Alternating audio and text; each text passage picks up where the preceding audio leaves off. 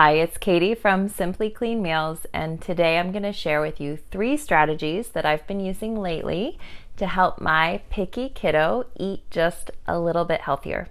Now, before I kind of dive in, I wanted to say a few things about picky eating. One of the first things to remember when you're dealing with a picky kid, I think, is to really understand why they're picky. So, for example, my kiddo is picky in part because he's a little averse to new foods. And I know a lot of kids are like this, but for my son, it doesn't matter if it's healthy, not healthy, sweet, whatever. Most of the time, if it's new, it is suspicious and he does not want to try it. And so I kind of know this in the back of my head when I'm dealing with him and I'm dealing with new foods. I know that if it's new, he has a hard time with it. So I feel like for me, part of my job is helping him get over that barrier. So the first thing is kind of understand why your kid is picky. And I think that the second thing is to relax about it all. I know a lot of us can get caught up in not why our kid is picky, but getting them to eat better. And we do all the things and we try really hard, and then they still don't want the food, and we give up because it's easier to have them fed and give them what they want so that they eat and there's no struggle and there's no fight. And I totally get that. There's zero judgment.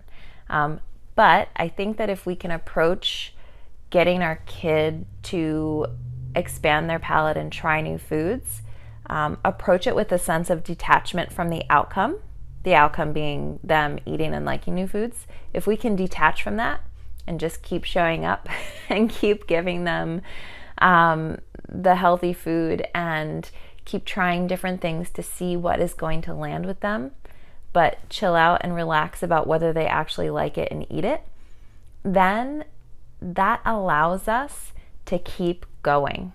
Because if we're only doing it to get that instant, yep, they ate it, they liked it, then it's going to feel a lot harder, because you're probably going to come up with a lot of like, I don't want that, I'm not going to eat that. And so if we chill and just take the long approach, like, a year, 2 years, 10 years approach to healthy eating with a picky kid, I think that's one of the most beneficial attitudes certainly that we can take. And it certainly feels better. Like, meal times feel a lot better. They're a lot less stressed. But you set the intention. At least you are setting the intention of getting them, helping them to eat better. And they are making the decision as to whether they like it and whether they want to eat it. Okay, so now let me share with you the 3 things that have been helping my son lately. Now, these things change, and they might not work in a couple months because kids are like that. The first thing that we've been doing is called, well, I don't know what it's called, but we're going to call it giving food a silly name. So this has worked remarkably well, and it's just amazing how well it's worked. So I did try this initially when he was 3. It didn't land. It didn't work. He didn't care. And then again, I tried it when he was about 3.5, and it stuck. And recently, it's really been sticking. So the first time I tried it, I picked a food that he liked. He was a little iffy on, but he liked it. He would eat it, and that was broccoli. So I made broccoli one night, and I said, hey, broccoli kind of looks like a tree, doesn't it? Wouldn't that be silly if you ate trees? And he was like, yeah. And I asked him, like, what kind of tree does it look like? Does it look like a bush? And he goes, a gum tree. I'm like, okay, a gum tree. Eat your gum trees. And he just thought that was super silly. And he ate, and it was great. And we still call broccoli gum trees. And sometimes when he's like, I don't know if I want that tonight, which is fine. But I'll say, like, I think brontosauruses ate gum trees. Is there a brontosaurus monster? And he'll just eat like rah, rah, rah, rah, and be silly, and he'll love the gum trees, and that's that. Also, the other night I made black bean chili, which he's had before and he's liked, but he did not want to have it. And so we were thinking about names that rhyme with chili, and he said hilly chili, and I said silly chili. Oh, this is silly chili, and if you eat it, you're gonna be so silly. And he ate 2 bowls, small bowls, but he ate 2 bowls and was being silly in between, and that worked really well. We call green beans swords, we call raw carrots logs. He just loves it. He's just super into it right now, and he loves it, and it helps him get over that hump. So that's the first trick that we've been using, is to give food a silly name.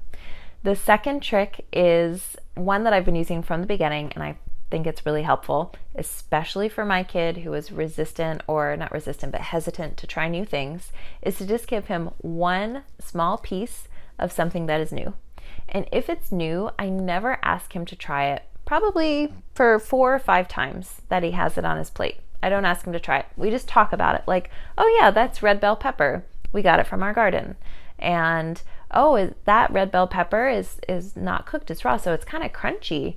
What does it smell like? We just talk about it. So he knows what it is. He kind of knows its properties before he tries it. So first I give him a really teeny tiny piece. The second is I let him interact with it for 4 or 5 times before I ever ask him to take a bite. And then third, I do ask him to try a food. I'll ask him to take a bite. And recently I've been asking him to rate it. So I ask him to tell me if he loves it, likes it, or is learning to like it. Now, some of you might want to give your kid the option to not like it, which is totally fine. That's up to you. But I use those 3 as a barometer: love it, like it, or learning to like it. And he loves that right now. Like, he loves rating the food, trying it, and he loves rating it, and that works. And again, I find it just gets him over his little hump about new food, and he will then is a little bit more likely the next time to try it. And it, like I said, it's a long game. It's a long time, but eventually he will eat those foods. Okay, so that's the second trick I've been using. The third one is something that I started doing when he was young, and he would eat a couple bites of food and then would want to get up from the table and go and play because he didn't really like what was on the plate. And what I started to do initially was just try and talk to him, ask him to tell me about his day, and then I would tell him about my day. And that has morphed into telling stories. So now, around Robin, we take turns sharing a story, making up a story. It has to be a make-believe story. And it's actually become a really kind of sweet moment in the day. We don't do it every night, but we probably do it 4 nights out of 7. And hearing the stories that come out of his little brain, it's just so cute. And it also gets him to stay at the table, and he eats more. It's more fun. You know, it's not us saying eat, eat, eat, eat, eat. It's us hanging out at the table telling stories, and you know, when he's there with the food, then he'll just kind of eat as he's listening to the stories, and that has worked really well. So the first strategy is to give food a silly name. The second strategy is to give a small portion. I don't ask him to try it. I just talk about what it is so he's really familiar with it for the first 4 or 5 times. And then eventually, when I do ask him to take a bite, he rates it for me.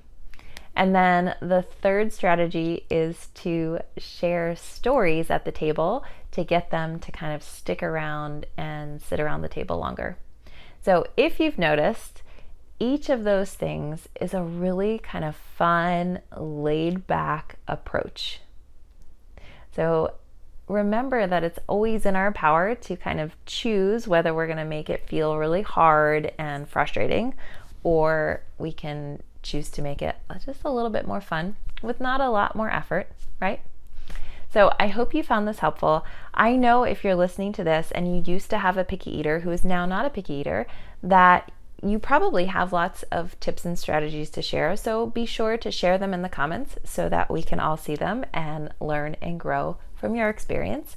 And if you have any frustrations with a picky eater, then put those in the comments too, because I'm sure that someone else has been in your position or is in your position now feeling the stress of dealing with picky kids and would love to know that someone else is going through it. I know it doesn't always feel easy, but it's a challenge. It's a challenge that is one that if you're a parent of a picky kid, is just one that you kind of have to deal with. And take in these strategies and tips, give them a try, and see if they land for your family and for your kiddo. Thank you so much for watching, and I will see you next time.